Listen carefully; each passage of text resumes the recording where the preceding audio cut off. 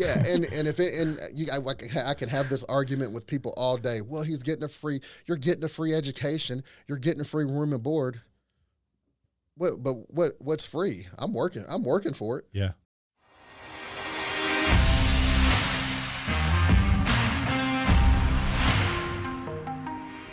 What's going on, everybody? Sorry for the delay here today. We've had a couple technical difficulties. Here with Dennis, episode 32 of Putting You in Your Place, The Art of Dreaming with Dennis Haley. Dennis, thanks for being here, man. No, thanks for having me. Yeah. So we had been talking about a couple things off air, a couple strategy things with your book. I want to do some sort of thing where we spread the word for you. So what I'm thinking is if everybody will go over to YouTube, I'm gonna run this until Friday or until I spend $500. Okay. All right. So how many ever people that will go to YouTube, subscribe to my channel, share from YouTube to Twitter, and tag the Playbook, or well, that might be hard to navigate. Let's just do the hashtag The Art of Dreaming. Yeah, I like that. Let's do that. Okay, hashtag The Art of Dreaming on Twitter. Share it from YouTube to Twitter. We'll monitor that hashtag until Friday. We'll anybody that shares it, we're going to send you a free copy of this book. Yep. And all we'll need is your address, so we'll message you for your address. So go to YouTube, subscribe to our channel, share from YouTube to Twitter, hashtag The Art of Dreaming, and we'll send you a free copy. Let's do it. Sound good? Go to YouTube, share it, hashtag The Art of Dreaming. Yep. I like it. Cool. Yeah. And we'll both monitor that. Yeah, for sure. So I'm going to buy up to either Friday, end of the day, Friday, 5 p.m. Okay. Up to $500. All right. Okay. I'm with it. So let's just keep on book right now. We'll go to other topics. I am very interested in the execution of how you did this. So tell me about that before we get into the details of the book. Just tell me how you went about executing this thing. This is awesome. Like you being able to put this together and put it out to the world. It's kind of like, I felt like it's kind of like your testimony to this point. It is. So tell me about getting all this together, finding a way to actually put the pages together and get it ready for shipping. Yeah, I mean, it was a long process for me. I'll go all the way back to 2018. I had a mentor and a friend, Reggie Grubbs from the New River Valley area, who had just written a children's book, and really, really great book. Reggie, great person. Reggie had put it out, a lot of success, and we connected one day, and I was telling him, man, I really like your book. I really like the story behind it. And he was just like, yo, D, you need to go ahead and put your book out. And, he had me thinking, and we conversated over the next several months just about the process. He introduced me to my publisher, Kelly Cole, who runs Publishing Advantage Group out of Bristol, Tennessee. Kelly Cole, he's one of the few majority Black-owned publishing companies in the country. So it was really cool to just connect with him, and then from there we just conversated, we connected. The next step was just putting pen to paper, giving my story, writing my story out, giving my story on video. I had an editor, I had a writer who was with me, and we navigated all the way through the process together. And the process took a couple years for me, just to really go through, get my story, get it correct.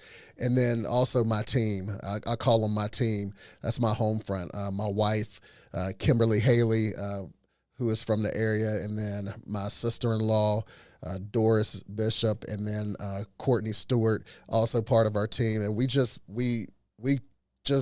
came together, and we reinvented, revised, re-edited. My mother, who is, I call her an English major, but she really just kind of knows writing and knows education, and had her read over it hundreds of times. And it was just a process of making sure I wanted to put out the right content and make sure that people were getting something from it. Yeah.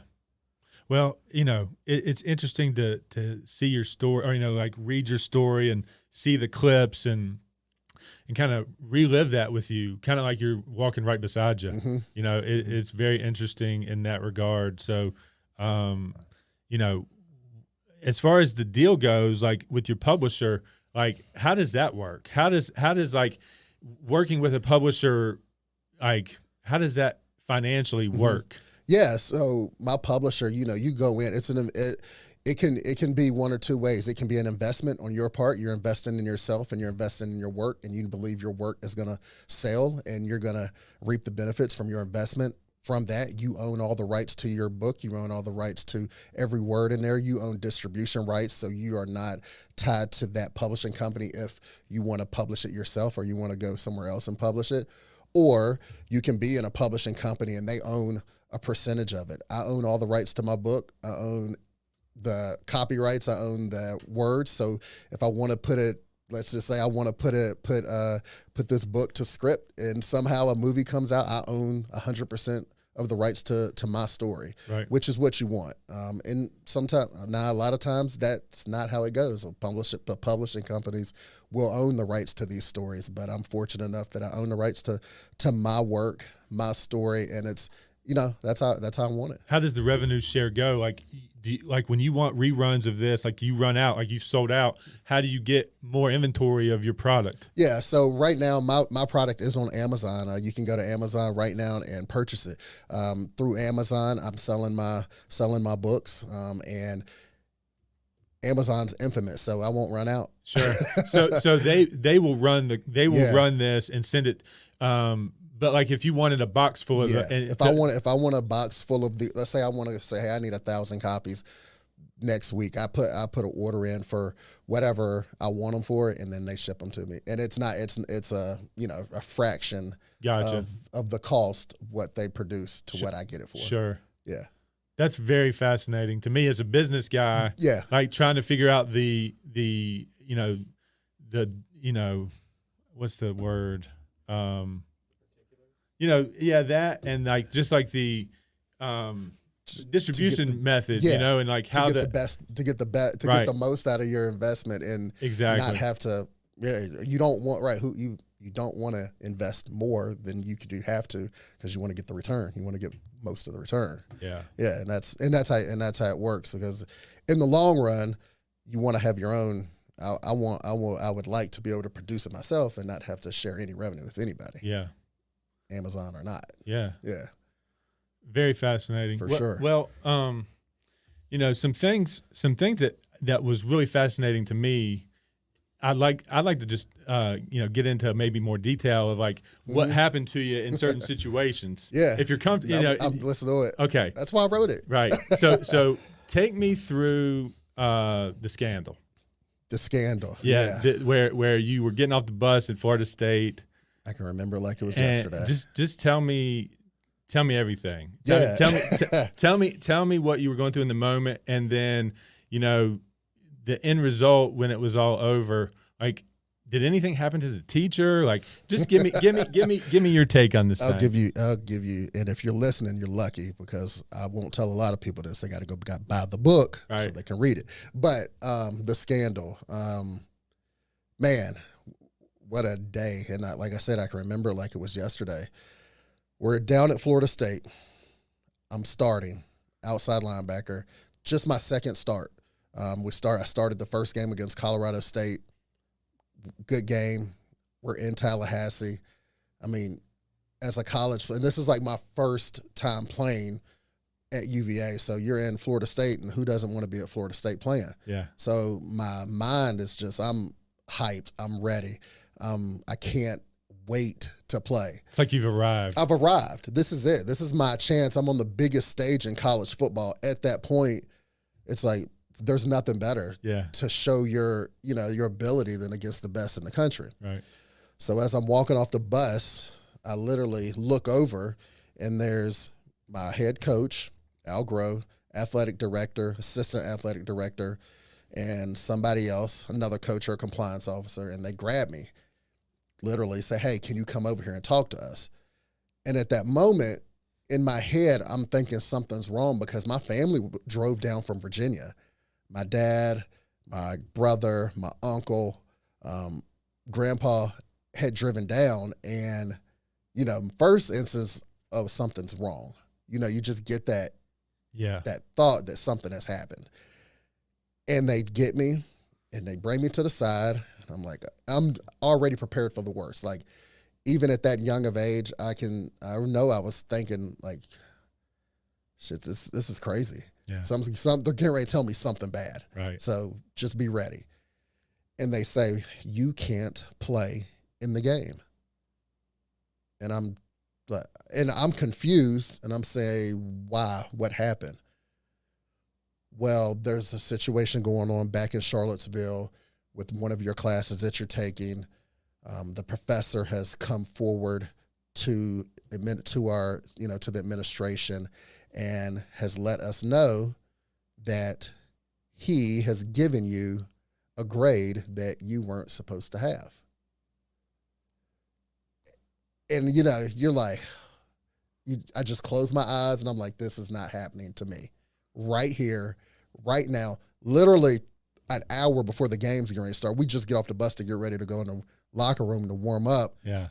And they're telling me, you can't play because this teacher has come forward to the administration to say that he has given you a grade that, and at that point, I'm like, okay, I'm like, relieved, nothing wrong with my family. Right. But then a split second later, I'm in disarray and disbelief because can't believe that this is really happening to me right now.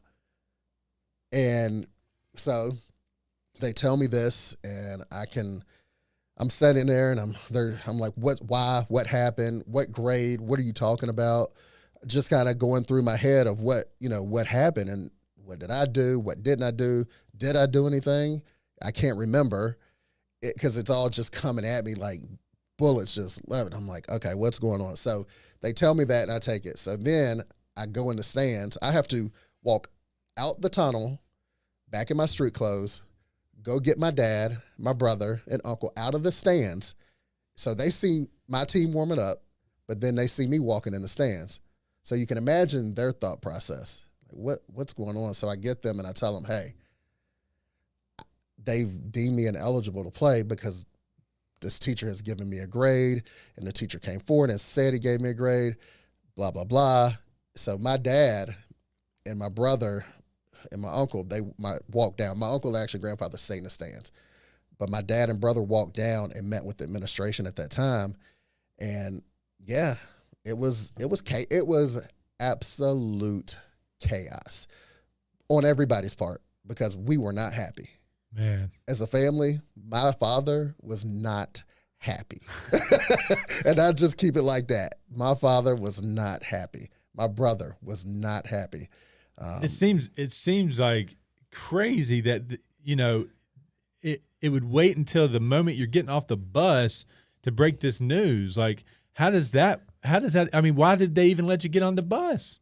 Right. And the thing about it, just so everybody knows, I can put it kind of in the context, is, yes, this professor gave me a grade that I didn't ask for. Yeah. I didn't ask him. I was in the class. I didn't ask him for a better grade, but he gave me a grade and then came back and went to the president, went to the administration and said that he gave me a grade because he felt sorry for me because I was a black athlete and he wanted to help me. Wow. Yeah. And I think you mentioned that wasn't the first time he did that. Correct. And probably not the last. Correct. Well, it wasn't the first time. Right. I know, wasn't the first time. And it definitely wasn't the last because after everything we went through, the NCAA came in. We had hearings. We had court hearings. So you were on trial. I was on trial. My brother was an attorney. He represented me. My dad, my mom, we were on trial trying to get my eligibility back because that grade dropped. Like, it was just like a 0. It was like an incomplete. So can you imagine an incomplete on a 3.0 GPA or even a 2.5 it takes you below, it drops completely. So that's like having a 0. So it took me below the eligibility line to be able to play. Yeah. And so that's why I was ineligible the rest of the season. Wow. Yeah. It's a tough climb back, man. It's a testament to your drive and ambition and character. Yeah. That you wouldn't have just been like, okay, well, I guess I just go home now. Right. A lot of people would. For sure. A lot of people would have. For sure. I thought about it, but luckily and blessed at the time, my now wife, girlfriend, Kim, we were living together, and between her, my mom, my dad, my support team, they wouldn't let it happen. They were just like, no, we're going to fight it. And I was fortunate. Al Groh, my head coach at the time, was like my biggest supporter, and he got in some heated arguments. I put a quote out the other day that he made, was just basically, in short, it was like, I can remember getting into a lot of heated arguments about you in that situation at UVA, and he was just like, I'm proud of the way that you stuck it, because he went to bat for me, because it wasn't, can you think, like, I look back, nothing about that situation was right. Yeah. Nothing. So it was just one of those situations that we've kind of fell into and had to deal with. And yeah, it's crazy, the scandal. It's good stuff, man. Yeah. For you to go through that and be a champion of that situation and be able to tell your story on that, I think that's huge. Yeah. That's like anybody can take that as like the most adversity almost you could possibly imagine. Right. Because you're fighting for your life at this point. Like they're trying to take your life away. The dream that you had, they were ready to rip it away. Yeah, it was. That was it. That was the turning point. It was either the dream was going to be over, or I was going to fight to the nail to get to where I wanted to go. And if you can imagine a 19, 20-year-old kid in every news article in the paper, Haley's ineligible. So it was, you had to deal with all of that. Plus you had to deal with the hearing. Plus, luckily, somehow I got to stay in school. Somehow I got to still practice with the team. I just couldn't play in the games. So a lot of things ended up coming together to keep me centered. Because had I been kicked out of school and had I not been able to play football, who knows what would have happened with the story. So fortunate that I had a coaching staff that went to bat for me to keep some of those things in place during that time. Yeah. Okay. Well, that's great. Let's fast forward to the Baltimore Ravens. Yeah.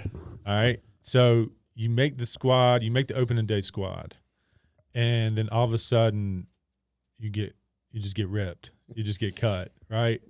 Yep. Tell us about that story. I felt in the book you omitted maybe some of the details there on that. I'd love to know, like, the story behind how that happened. Yeah. Because it looked like you were going to be a part of the squad, like everything was going well. Like, what happened? And then it was just over with them. Yeah, it was that quick, and I didn't admit anything. It was literally that quick. Going back, 2 years previously, I had been with the Ravens, been on the practice squad, and had played in games. And from my situation, you were in good standing, right? Yeah, great. They never said, "Okay, Dennis, you got to put up." No, right, 10, 15 tackles a game, or you're going to let you go. No, the year before, we had just went to the playoffs.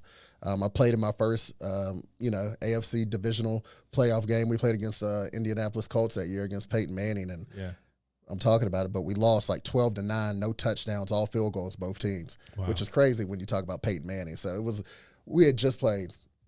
So coming into that season, that was the first time I wanted to make the opening day 53-man roster.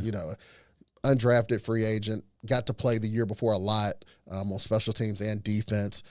So I wanted to come in and kind of make a name for myself. And during that training camp, had the best training camp ever. Went through, made the opening day roster, like literally made it.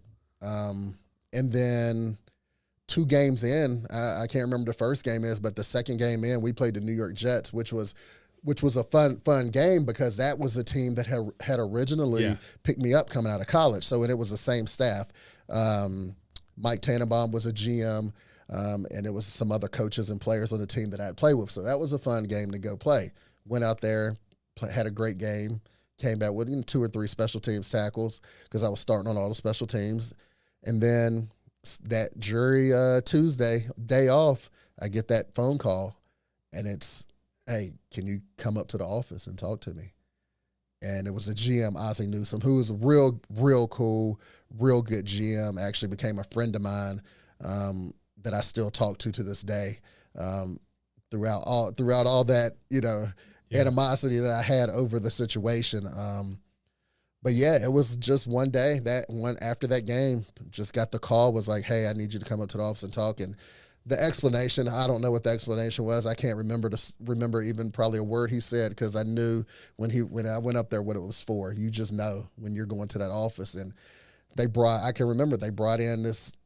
a veteran linebacker from Jacksonville Jaguars, and I can't remember his name, like about 3 weeks later, and it just kind of stuck with me, and that was it, and never got back, never went back to the Ravens after that. Yep. All right, we're dealing with some technical difficulties here. We were in the middle of the Baltimore Ravens story, wrapping that up. Again, here with Dennis Haley. So, Dennis, let's try to finish that thought there. Yeah. You got the call, what, game 2, game 3? Game 2, yep, game 2. No rhyme or reason? Like, there wasn't any there's just that's just a business decision that it was like it's time for Haley to go? Yes. What? Right? It boggles my mind. It boggled mine, too, at the time. And it boggles mine still today. It's just, it was a business decision is what was explained, and we need another position. But then they go hire the same position 2 months later. Yeah, about several weeks later, and I see another linebacker come in, veteran, granted, but still, I was better than him at the time. But, coming in, it had a sore, it was like a nail in the side of my leg, just like, Would you guys start from the beginning, just like, what was it that happened? Like, you got cut from the team, correct? Yeah, we're talking about his we were talking about the scandal at UVA. We fast forwarded to kind of the end of the line almost in the NFL, like as far as an active player, because you went to the Niners and played on the preseason squad, right? Yep. So like the field time was over after the Ravens, pretty much, as far as like the NFL goes. It was. The Ravens, the regular season was over. I set out that whole 2007 season. I tried out went on a bunch of workouts to different teams. It just never panned out with the position. We're looking for something different. But then the 49 did get signed to the 49ers that summer, which was awesome, that to have an opportunity to go out there and played in the preseason, played all 4 preseason games, played well, enjoyed myself, and it never panned out in San Francisco. Right. Well, I am super grateful that you decided to bring your family back to the New River Valley. Sure. We can't lose people like you. I mean, you might go off in your venture and try to make that NFL dream happen, but and we've had conversations, about you having ambition to go to Atlanta and move out of the area and take your family elsewhere because there's opportunities, greater opportunities elsewhere. But it's so encouraging that you're trying to make it work here. Mm-hmm. This is where your family's from. This is where you grew up. We cannot afford to lose people like you. So just know I am super proud that y'all have decided to stay here. I hope that's still not a conversation. I hope you're going to raise these girls here in the New River Valley. They have an opportunity to bring the New River Valley to the light, because we are in the dark. We are in the dark, man.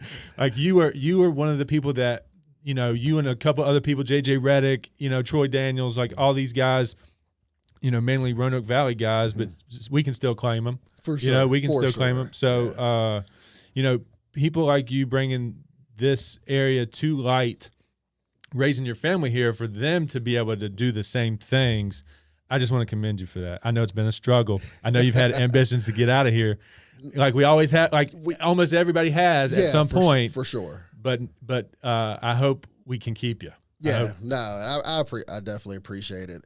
And it is. It's, growing up in Roanoke, Salem, New River Valley now has been awesome, and I wouldn't trade it for anything. My parents are here. My wife's parents are here. We have family that's here.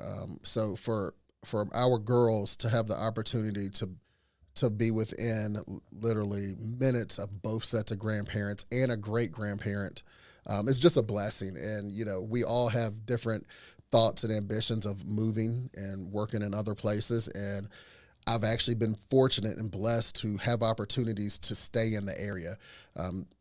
That UVA paper is pretty good, right? Hey, the UVA paper is excellent. So, hey, wahoo wah, even though I am in Hokie country. So like, I do want to talk to you about that. Like, how do you feel about young talent sticking around here? I mean, you went to UVA, like, I know you've got bias to UVA, but if Tech's a good fit, like a local kid going to Tech, don't you think that's a great opportunity? I mean, are you still encouraging – the North Carolinas, the Georgias, the Floridas, that type of school? Because I know you're influencing a lot of young people. Yeah. Like you're someone to turn to. Like, are you telling people that Virginia Tech would be a good opportunity for you in these if it's a good fit? Like, yeah, for sure. Yeah. I hate it when top tier talent leaves the state. And I'm not even just talking about this area. I'm talking about the entire state. There's 2 schools in the state that if you're a 5-star, 4-star, don't consider anywhere else. Like, yeah. And if we can't get you, then it's a problem with our coaching staff. And I'll say it to them. And I know it doesn't always work like that. Yeah. Kids do other things, parents have influence, other people have, but for Virginia Tech or UVA to not get the best talent in our own state just doesn't set well with me, and it never will. Yeah. And I understand recruiting. But yeah, if I have a kid that wants to go elsewhere and is thinking about it, I just say, why? Why do you want to, what's your reason? And if it's a good reason and it's a good decision and the school's just not a good fit, okay. Yeah. I totally understand. They don't have the position that I want to play available for me, and I'm going to have to go elsewhere to find the fit. Yep. Like, that would be the reason. That is the reason, yeah. But if it's a fit, I think the economic impact for a local kid to go into the local school and make it out of that school into a bigger platform like the NFL just will transform – just transform their life, because as your stars rising, you may have to leave home. You may go to San Francisco, but when the stars falling again, when you're coming back down to earth, and you need your community support, everybody's going to know who you are, and then they would not have forgotten you. Right. When you leave the area you're from, it gives you opportunity to leave your roots and plant new ones. Yeah, it does. And that's for me. I said this the other day when I was out and I was at an event in Roanoke. It's called Rebound in Roanoke, and I was doing some book signing and talking to some kids, and I said, man, I love my city, but my city loved me first. Yeah. And that's my community. I love my community, but my community loved me first, and that's what you're talking about. Like, I never forgot where I came from. I always came back. I did camps in Roanoke. I did camps in Salem. You were on Christiansburg staff, right? Yeah, I coached up here in Christiansburg. I've done training up here with kids, and I try to influence kids, and I think that's what it's about, is really being a part of your community. And it's a brand. It's your name. It's your brand. Yeah. And it's really understanding your brand and your name and how you can influence your community. You can influence the next generation and just be an inspiration. And that's part of that's what this book is about, and why I wrote it, because, I wrote it because it's my story. It's helping. I want to help the next person, next generation coming up, learn from my wins and learn from my losses. Learn what I did, learn what mistakes I made, and also for my children to have just kind of my legacy written for them to always have. I think is something special to have. No doubt. I want to send a message to your girls to let them know how lucky they are. They got superior genetics. That's number one, but they also have real world experience in trying to achieve big goals. So, like, they need to take Dad's advice.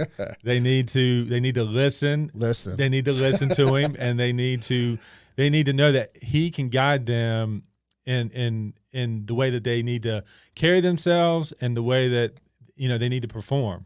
I know you're pushing them. I know you're training them. They need to take. Dad's got to wear a couple hats every now and then. There's the trainer, and then there's Dad. For sure. So, like, they need to realize, they need to understand that kind of thing too. Yeah, so like, my message to your girls, it's just amazing watching your family grow. I've enjoyed that. We're not side by side every day, but the great thing about Facebook is that we can kind of connect that way, and kind of keep keep observing each other and keeping tabs on each other and keep cheering for each other. Definitely. So. No, thank you. I appreciate that, man. Yeah. For sure. Cool. All right, so we're gonna kind of get wide on some topics here. We got the Super Bowl coming up. Mm-hmm. So what do you think? Do you think Brady versus Mahomes? What do you think?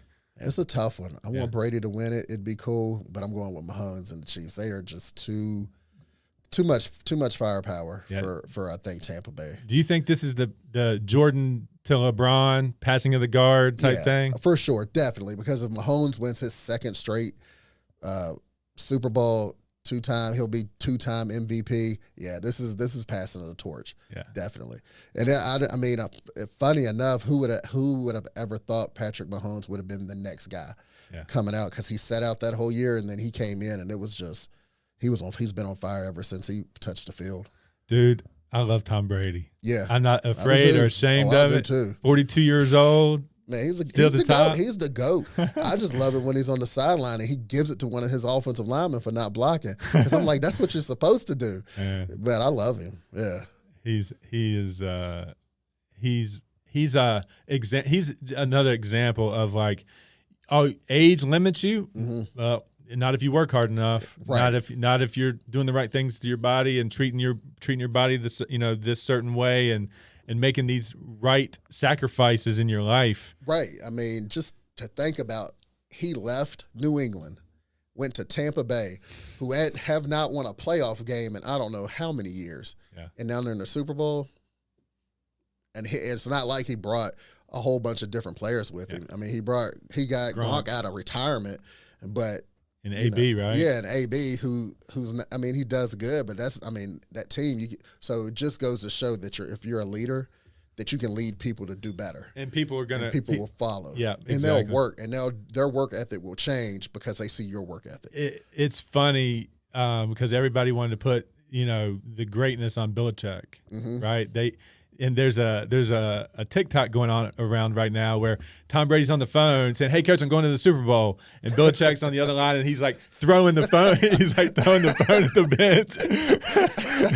I mean, funny. It is hilarious. It's hilarious. Oh man, TikTok, man. I gotta every episode I'm bringing up TikTok. Okay. It's just a hilarious, like, entertaining platform. Yeah. That gets you like tons of reach. You said something about getting started there, right? Yeah, for sure. Yeah. It's I mean, my kid, who's not on TikTok? So my kids are on TikTok, and I've got a couple, just looking, and I'm like, okay, what's TikTok? I do Facebook, I do Instagram, I do Twitter, and I use it to my advantage for my brand and for my book and everything. And I'm like, okay, how can we use TikTok? And it's interesting because it's quick. And it's a reach, and it's an interesting way to try to reach a different audience than you could any other way. I think Twitter and these social media platforms have been used to discover talent. Mm-hmm. As far as your daughters go, if they had that viral TikTok moment on the gym floor, right? If they were doing their gymnastics and one of them hit just this like crazy balance beam or something, right, they would be on top of them. Yep. So like using these social media platforms is so crucial. It's like the LeVar Ball strategy. Yeah. Like attention. Yep. And talent, you develop talent around the attention. If you'll get a shot if you got the attention. Right. If you got 100,000 people following you in some little niche thing, you might get opportunity you might not have gotten. Right. Because the talent levels may be the same, but you got the more of attention for people to tune in. It is, and that's true. And it's funny because it's come up in different conversations I've had with people is, okay, these young athletes now, high school, college, some of them don't have a social media platform. Could you imagine if they did have a social media platform, and what revenue would generate? What would generate from something like that? So yeah, I've definitely been thinking about that specific kind of formula to creating content and creating just an opportunity for someone to see an athlete. So how do you feel about the college athlete wanting to build a brand like that and getting opportunities to make money, and the NCAA ripping it away from them, saying that they would not be eligible if they started making money in that way? How do you feel about that? I mean, I don't think it's right. Yeah. It's not because just think about what you could have accomplished if you had the social media platforms of these, and you were able to start earning money at UVA. For sure. I mean, hey, yeah. Could you? I mean, right? Could you imagine? And I think the scary thing about it is I think the NCAA is scared they're going to take revenue away from them. And I don't know how, because I saw the statistic just really the other day, and if I'm saying it wrong, it was a 5-star athlete is worth like, I don't know, several million, probably like 3-5 million to a university. Yeah. 5-star athlete, just based off of him coming to that school. Right. So, and they want to give him free room and board and a $70,000 a year education. And they want to doesn't seem fair. Yeah, I can have this argument with people all day. Well, you're getting a free education, you're getting a free room and board. What's free? I'm working for it. Yeah. I'm putting my body through something. I'm doing the work. Is you're it putting free? No. You've got a mental challenge and you've got the physical challenge. Yep. You're doing double duty. Right. So nothing's free. I mean, that it is. And I was blessed to have a free scholarship given to me, but I worked for that scholarship. I would honestly say that, you grinding out those grades in high school to get there, getting in there, the state of Virginia allocates so many of these scholarships to people that meet these requirements that show athletic aptitude. You earned it. Yeah, you earned that. And that's what I say. I earned it. I worked for it. It wasn't free, because free means you didn't do anything for it. No, athletes work for that. So to go back to your question, yeah, athletes should be able to generate revenue for their brand, because that brand's going to transition to them when they get out of college. Yeah, it's if they go to the NFL, they go to the NBA, or even if they go and be a lawyer or be a doctor or be whatever, well, that's still their brand, and they still can generate. If Pepsi wants to come and lay out $1 million brand deal, and the NCAA says that's in a violation, I would say NCAA can kick it. Yeah, and I think that's what's scaring them. Yeah. Is because that's what's going to happen. Because if I got a 5-star kid that I know right now that I can put on a social media platform tomorrow, and can within 2 weeks can have him over 1 million followers based off just his talent. Yeah. It's nothing special. I'm just going to put his talent out there, and you're going to see the crazy stuff he's doing. Somebody's going to come calling with advertisement deals, because they want their business on his social media platform. Yeah. And I think there is it's there for the taking. Nobody is doing it yet, but it's there. I say we start the New River Valley Ballers, and you're the rock character, and I'm the funny white guy character. Like that's I mean, to have your knowledge and know that that's coming, and know that we need to guide talent into good deals, and know that they're being not taken advantage of, and I just think it's inevitable that that's going to have to happen with the day and age that we're in with social media. When kids get 1 million followers through the things that they're doing on TikTok and Twitter and things like that, it's robbery. Yeah, in my opinion, they're getting robbed of financial gain for the work that they put in to achieve that type of following. Yeah, and then it's who's guiding them, and who's out there guiding them, and who's helping Who them. knows what's a fair deal? Right. Who knows what's a fair deal? Right. So like, somebody can come offer you $5 for something worth $500. You got to have somebody that, like, $5 might have been the most you've ever seen. Yeah. Now, you might want to take $5, but when someone knows that it's worth $500, you got to have somebody in your corner to tell you for sure those type of things. Yeah. So, another business opportunity we might be able to look into. Going back into the NFL, tell me about the agent-player relationship. Tell me what you experienced in that. The people that were supposed to be fighting for you. Tell me about that relationship. Tell me about how you felt about the agency relationship in the business of the NFL. Yeah, it's first. It's great because I knew my agent, had a personal connection, like a personal connection with my agent, and a family member who kind of introduced me to my agent, and we had a great relationship early on, and then things happen, and it's business on both ends, because I'm the brand, I'm the business, I'm the player.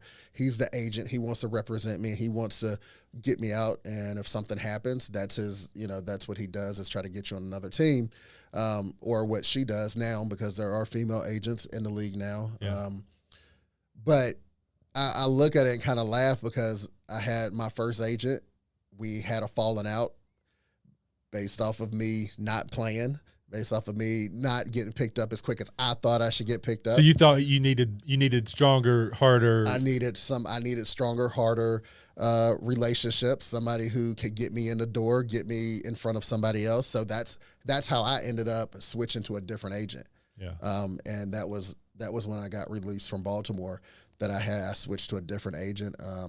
And it's funny, because I didn't switch to an agent who I didn't know. You get kind of courted when you're in college. Yeah. And so I had agents that I knew and that I had developed relationships with early on, who, when I parted ways with my first agent that I picked, I knew an agent that I knew was trustworthy and knew I wanted to go with, and he stuck with me through that, got me into San Francisco, and then after San Francisco, then got me into the CFL. So yeah, it's a good relationship. I mean, but it's, you talk to your agent when you need to talk to your agent. If things are going well, your agent's making business deals for you, marketing deals, getting you stuff. But if things are going bad, you and your agent, it's work. Your agent's working for you. So you want somebody that's going to work and push and has good relationships. Do you like, when you write a book like this, do you take an agent out to like shop this around? Do you take what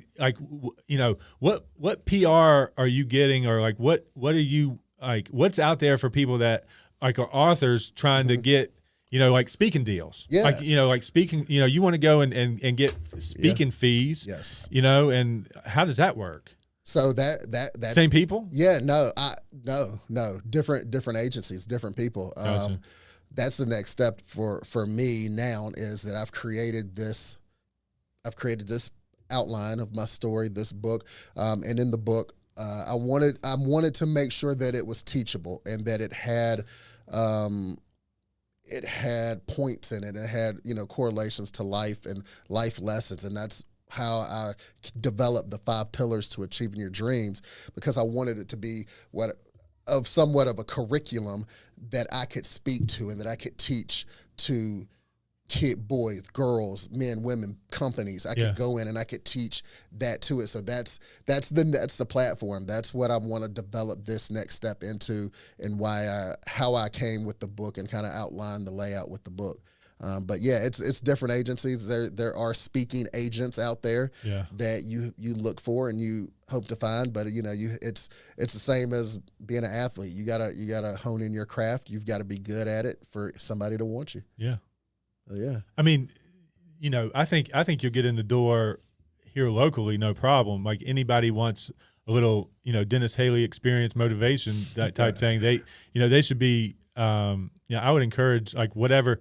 Like, I don't even know what you could put on it. Like, do you put like, $500? Like how much do you get to charge? Right. What's the charge? I don't know, but I can tell you you go to a website, a speaker website, and see how much some of these speakers are. Yeah. It's interesting. Yeah. It's just interesting, the different layers and the different abilities that you get, because you might have somebody that you want to come in and speak to your company about motivation and about leadership and about developing teamwork and how to develop that process. And then you might want someone to come in and speak about how to achieve your dreams and kind of the process what I mapped out in my book. So yeah, it's just different layers to it. Gotcha.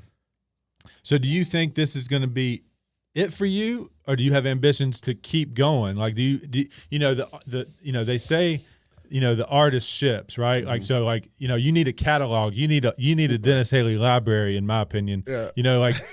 Taking your experience as a dad, taking your experience, just as a man of color. I think in this world right now, your perspective, I would encourage you to just keep going. For sure. Is that the plan? It is. It is. It's somebody asked what's next, like what's next, and I told him, I said, my kids are next. Like, but for my kids to be next, I need to be able to to supply and support them with motivation, with energy, with my stuff. And then I think, I feel like that this is an avenue for me to be able to do that, to show my kids and to be able to tell them and to be able to provide for them different avenues of, how to keep pushing, how to keep dreaming. It's never over. Keep working, keep striving for whatever you want. We can do it. Yeah. I mean, I think everything that you're doing today is laying the foundation for them to do the same things at a much, much higher level, because you're going to work out all the mistakes. For sure. That's the plan. Yeah. Don't make the same mistakes we made. And for kids, it's hard. It's hard for them to listen, but that we keep preaching. I never get tired of telling them what's right, even though the kids don't listen sometimes. Can't get tired. It's like they almost have to experience it for themselves, even though we're trying to do the best thing we can to like, but at the end of the day, remember, your mom would have put you in the correctional facility, right? And my mom would have put me on BT. I would be the bus driver right now, right? If we didn't go through the trials that we went through, for sure. So, yeah. All right, man. Hey, let's Sky, I want you to bring up. I want to reiterate again. We're offering a free copy of Dennis's book. If you go to our YouTube channel, Sky, will you bring up the YouTube channel? And then go through the share process. To my people that have already subscribed to the channel, the 184 people, just put in a comment on the channel that you've already subscribed before you share to Twitter, and then remember to hashtag the art of dreaming. All right, so go to the videos, Sky, if you would. Let's just go to the one that's live right now, and then hit the share button when that comes up. And I appreciate the 5 people that are watching right now. We love you. Thank you. You got the share button right here. You're going to hit that share button, and you're going to go to Twitter. You're going to hit the Twitter icon, or you can copy link, whatever, and then go ahead and log in there. And then we're going to go ahead and hashtag the art of dreaming.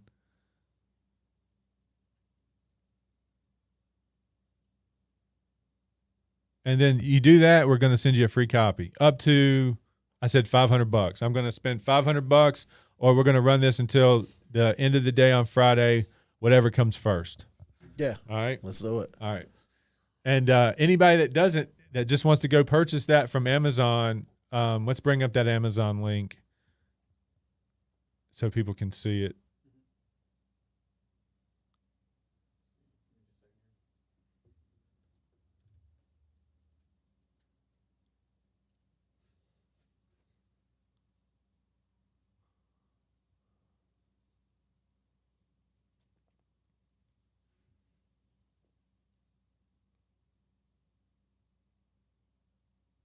Perfect. Yep. You get the Kindle version. You need to get the Audible. You need to go ahead and record this thing. It's in production. Yeah. It's in production. Right on. Well, Dennis, any last words? We'll go ahead and wrap here, man. I really appreciate you. I appreciate you being a part of this. Your family's near and dear. You need anything, man, let me know. We talked about a couple of things off air. I'm going to leave them off air unless you want to talk about them. It's up to you. We could talk about it. All right. So Dennis, it's interesting here. Dennis said before we got on air that he may be interested in a run for political office. I think that's a wise move. We could use that perspective in the New River Valley, like wherever you want to be, Montgomery County, Christiansburg Town Council. We need that. I think we need to get support around that. People, if you think Dennis would do well in public life, hit the like button here. Hit the like button. Let me know. Is that? Are you serious around that? Like, I don't know. Possibly. I don't know. It's something that I've thought about, because you look at today's times and you look at what we're going through as a society, from the equality of making sure that someone who looks like me is treated fairly, has the same opportunities, can can be on the same playing field. And then you look at where we are with the pandemic and making sure everybody's doing the right thing, making sure that we all are on the same page and we all have the same foresight on what our future is. So I've always said that I want to give back to my community, and I want to be a part of my community. I want to be able to show my kids that, you know, we can say everything and anything at home, but if you're not in your community and you're not doing anything about it, then you really don't have a fight. You don't have a dog in the fight. So to just be able to say, I'm part of the community, I'm making a difference. I've always doing that. So what comes from that, I don't know what will come from that. I think you know, I've got a huge passion for what's going on in here locally. I think you would be a breath of fresh air as far as diversity goes. We lack diversity in leadership roles in this community. So if we could, you know, get to know more about where you stand on things and how to navigate the petition process to get you on the ballot and everything like that. Like, you know, I would say let's go make some millions and then come back and then serve. Right. But, you know, like that's my thing is like, right. If I can amass, I can't in this climate go and take the scrutiny of what everything, you know, the divided nature of everything is hard. And, you know, I see the political climate with the people that are trying to affect change and how angry and how divisive things are and how they're attacked as far as like online. I'd hate that. I'd hate that to come to your family. That type thing. And that's the struggle, because now it's different, and you can say it's just different, and it's never a nice conversation. We cannot, you know, why can't we sit down and have a good conversation about where we stand, where we are, and if we don't agree. Who agrees on everything? Nobody agrees on everything, but it's hard today to have that conversation and to be able to go and be in the spotlight because you know what's coming to you and your family.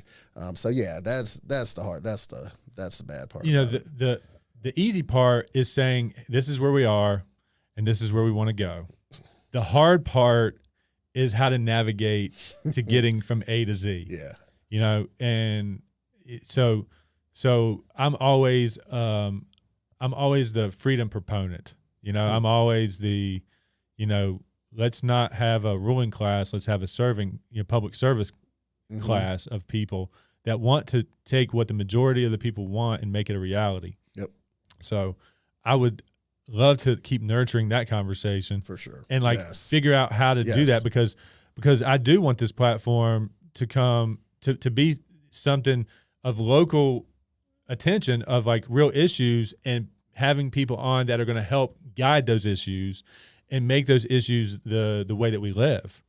So yeah, I think that's the future of like where we're going in this show, having people on like you, having tough conversations, having thoughtful conversations, telling them about stories that you've experienced to help them, you know, guide their life type thing and inspire them to understand. Yeah. Yeah. So, yeah. You said that you battled COVID. Let's talk about that. I want to know what that experience was like. Tell me about that. Yeah. I mean, that experience was tough. You're going, I caught it somehow. Don't know how. I mean, you're a mask. You wear the mask. You wear the mask. So wear the mask at work. Yeah. So you're in favor of the mask. You're not saying the masks don't work. Like you live the life like when you're in public and you can't socially distance, you got the mask on. You have to. And for me, I got sick. Had 2-week stint in the hospital, and it was not good. I was blessed that I didn't have to get incubated and didn't have to be on a ventilator, but I was on a breathing machine. I was in CCU for 8 or 9 days. I was in ICU for several days, and it took a long while for me to get back to normal. You just don't know what this disease is going to do to you. You, myself, whoever, could be 10 of us, and it's going to hit all 10 of us probably different. And that's the scary part about where we are with this disease is you don't know. And that's why you should take precautions. And that's why everybody should do their part to keep it at bay. when you first started getting symptoms, how long did it take for you to be like, oh my gosh, like I need to go to the hospital? Like how long did you wait it out? Because, I know, strong-minded guy like you're probably like, I don't need the doctor. I don't need the hospital. I don't need to, like, how long did you wait until you're like, man, like it's bad enough. Like I'm concerned.